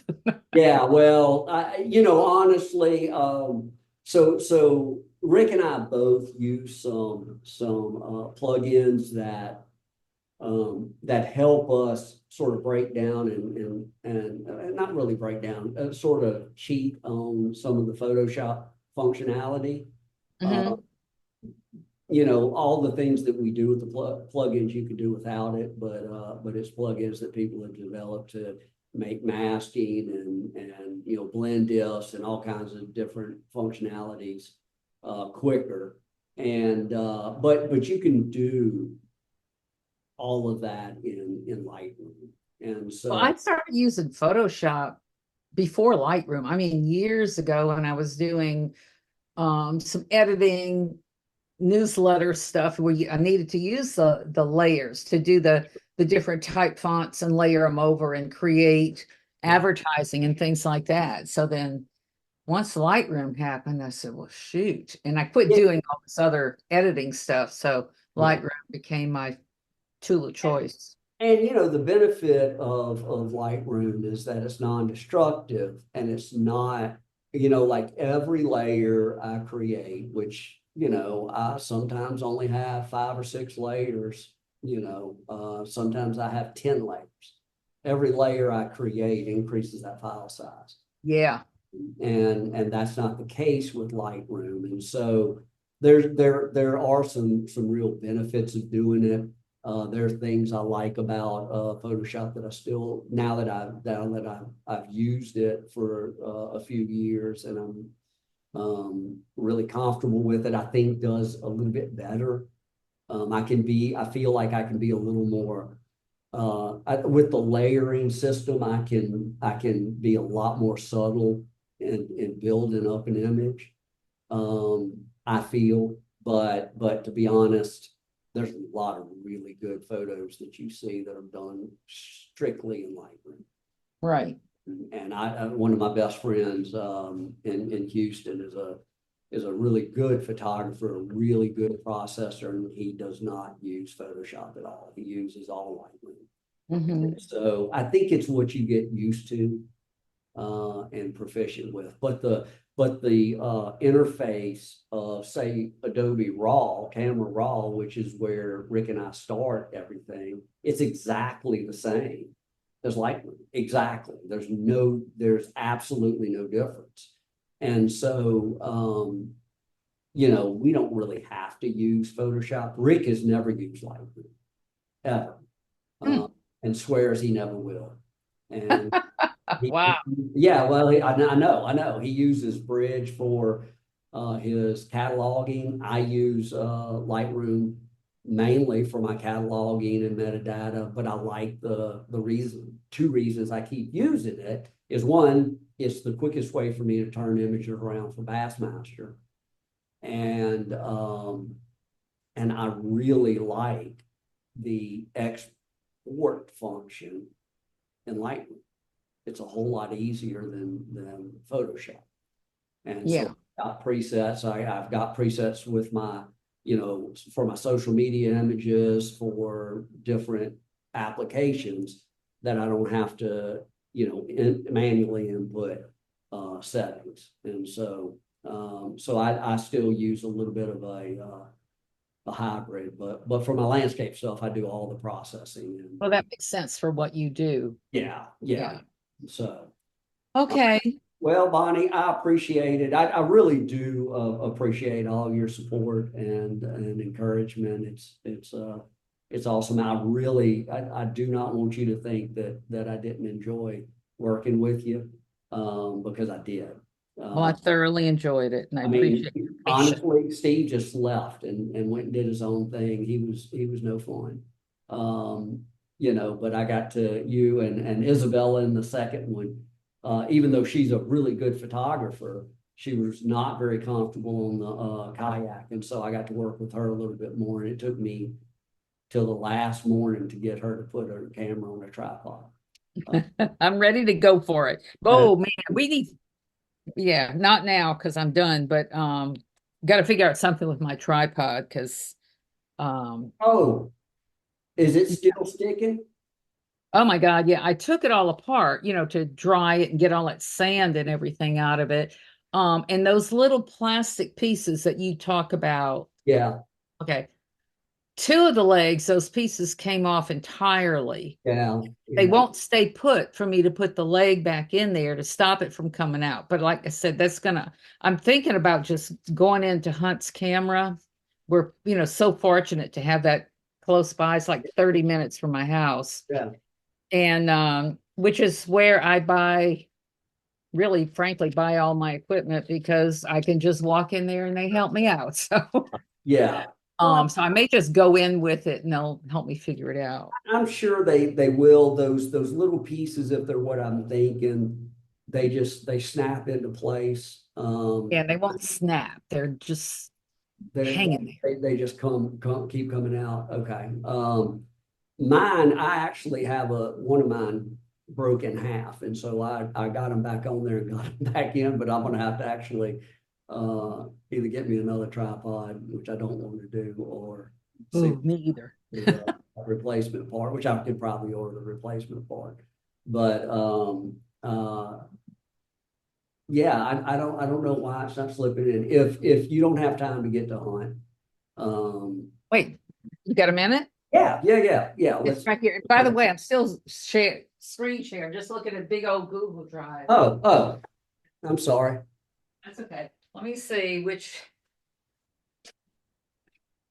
Let's see, where am I? I don't want to share. How do I stop sharing?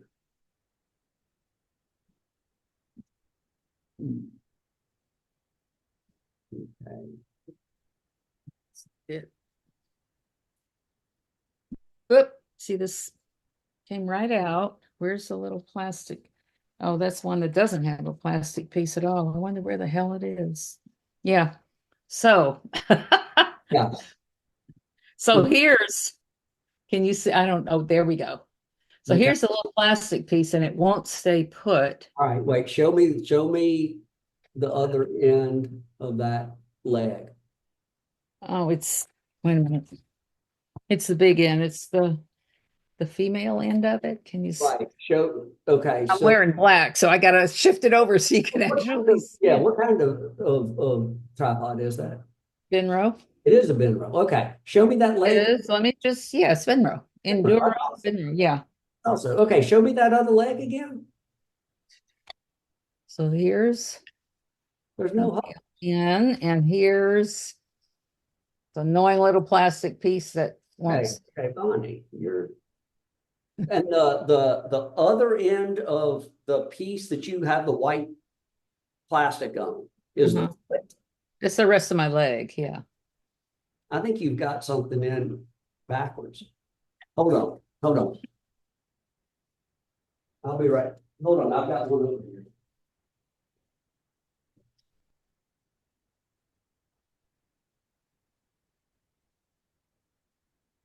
I think you've got something in Padawan. This is an old one. Hey, how do you like this? I don't have a leg. You know Oh, what?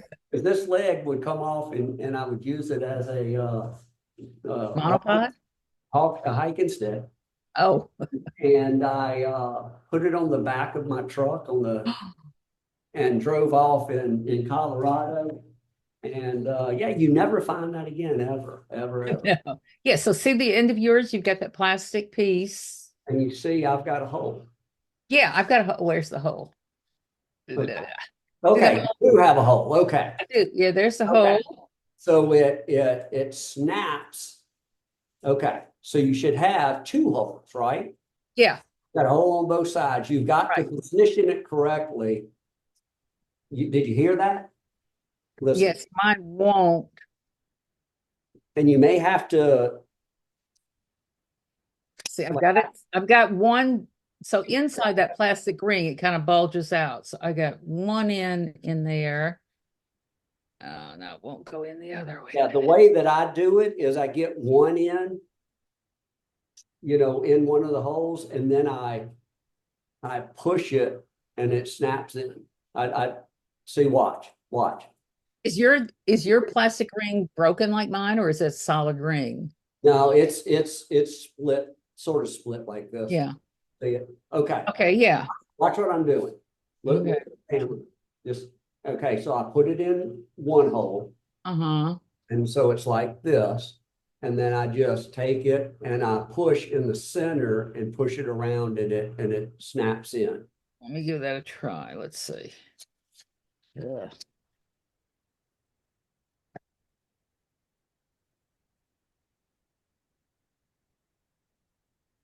Okay, I got one in. Push it flat.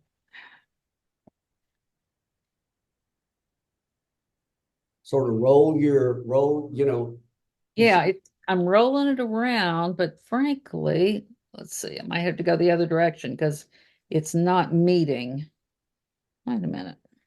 Okay, Yeah, I might do just me a favor, do me a favor. what? Take your piece and flip it like this and try it that way. Because there's one way that mine will go and there's one way it won't go. Now, what the Yeah, difference is, I don't know. that's what I'm trying to do. Let's see if I can get it. But that's how it goes. And if it won't go in there, Well, it goes in, but then it the but if it, plastic ring doesn't stay put, so it gets hung up. right. Okay. And So when you slip it into, okay, when you slip it into that bigger piece, yeah, this leg, there's only one way it can go. If you feel inside, yeah. and so your plastic piece, you see Uh-huh. it's got the split right here, Right. matches up with that ridge on the inside.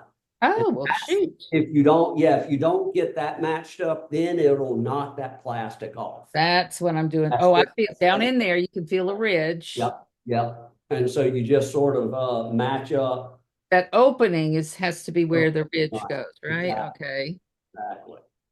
And then it'll slide in there, theoretically. Hmm. It's not even. It's like it's too wide now that I have the plastic on it. Hmm. It's too wide to even go in this leg. Show me the leg with the plastic on it. Hold it up to the camera real Maybe quick. I had it. Wait a minute. Uh, see, it got bent. So I've Okay. got it in the two notches. So I've got that right. It's fitting tight. But look at the opening I have. Yeah, yeah, yeah. That's not right. Hold on. So That's not right. well, nothing broke off. Wait, Okay. Now let me look at something because I don't think this one. Okay. Let me test something. Let me test a hypothesis here. oh, I did it the wrong way again. Let me try Okay. this. I know your problem. I know your problem. What's my problem? All right. Here are the two sections of the leg that come off, right? Right. Lower and the center, right? The Yeah. plastic or specific to the section. Oh, I pulled off the plastic on the lower section, and it fits. It oh, has that big gap like you're talking. It will not, see now, look, mine won't go on there. And look at the, uh-huh. And my lower one does not have the plastic ring. ah, So this goes on the lower one. Let me put these little notches in here again. Come on. you'd think in 2024 they'd come up with a better system than there's I not. know. Oh, yes. Now let me see if it's gonna ship. Too many pieces and parts. I knew I'd regret. You wouldn't think I could build a shed, right? Right. I can't even put a tripod together. That's awful. You should see my power tools. I love my power tools, but they don't have any stupid little clips like this. Right, right. I just get a hammer. This might come to that because now this leg, do I have the right leg?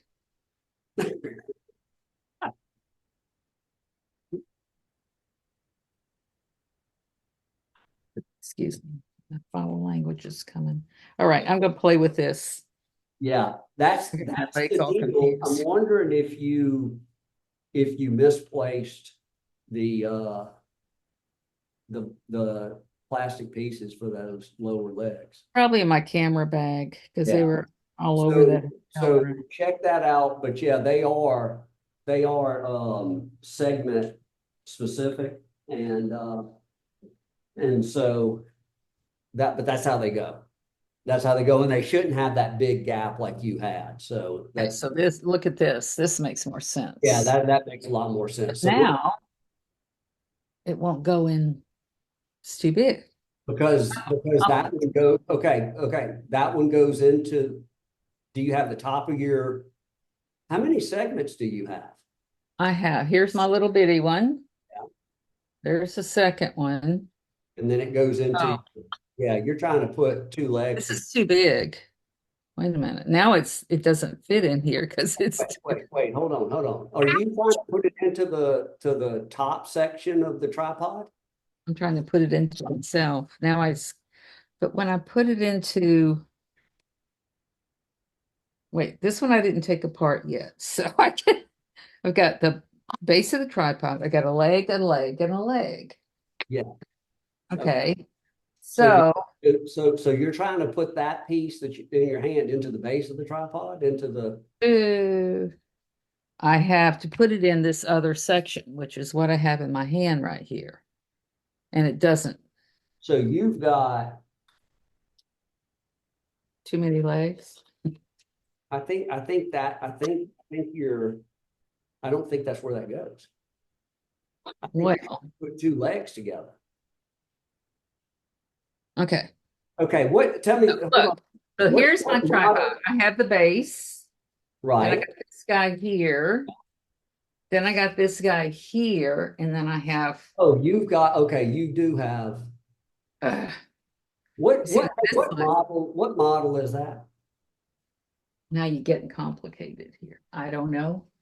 I Does, don't know. does it not Stealth, BIC. I was going to look online. BICLT 204. BICL LT 204. put some glasses on here.